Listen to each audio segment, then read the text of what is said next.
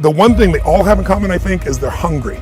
And I know that sounds simplistic, but I believe that's the single most important element that separates the quality of people's lives.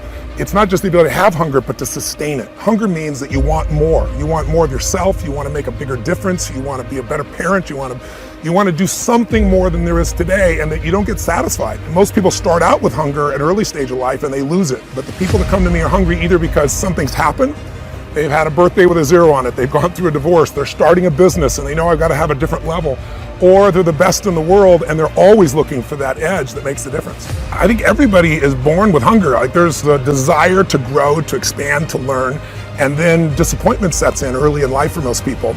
And then we look to blame something outside of ourselves. And there are many events in our lives that can affect us all. We've all had pain and challenges.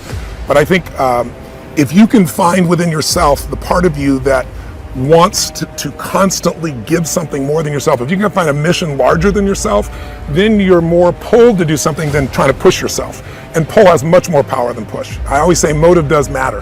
That if your motive is to serve something greater, there is an energy that comes up inside of you. So I feed 2 million people a year because somebody fed my family when I was 11 years old, and now this year we're feeding 4 million. I want to do more in that area. And every business I'm in, that drive just doesn't go away.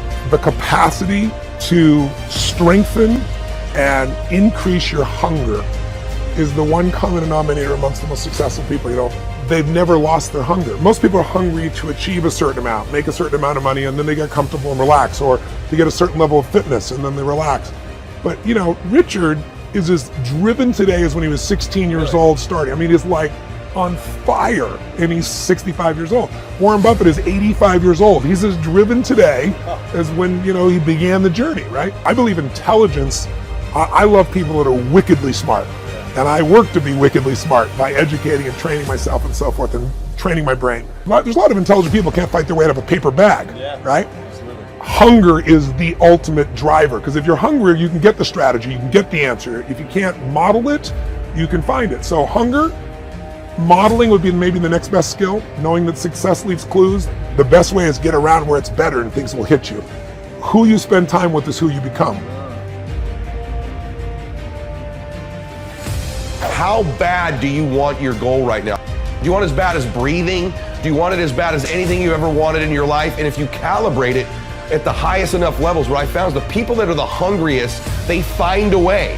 When you know why you want something, when it's desperation, the power of being desperate is something that most people avoid. They think desperation is a weakness. And I'm here to tell you, desperation is one of the most powerful emotions you could possibly possess, because when you're desperate, you find reserves and reservoirs of ideas, talents, and a strength that you don't know you have when you find yourself in a desperate situation. So ironically, the one thing most people avoid in their life, hunger, which is caused by being desperate. When you're starving, you become desperate. So the number one thing we need more than anything to win is hunger, which comes from a state of desperation. Yet we're constantly trying to comfort ourselves in the real world to avoid the state of being desperate. And I'm telling you that I think you need to embrace desperation again in your life. Like, do you want it so bad that you're desperate for it? See, in a fight, you show me two people. This is why it's so hard to repeat as a champion in the fighting game. Because you show me someone who's up and coming, who's hungry for that title, who's never had it before, who can taste it, who knows if they win that belt, their whole life's gonna change. They're gonna be champion of the world, all the endorsements, all the money, all their family life, all their parents' lives are gonna change. You show me somebody chasing that, hungry for it, against someone who's just trying to hold on to a title. And that's why most of the time the challenger beats the champ.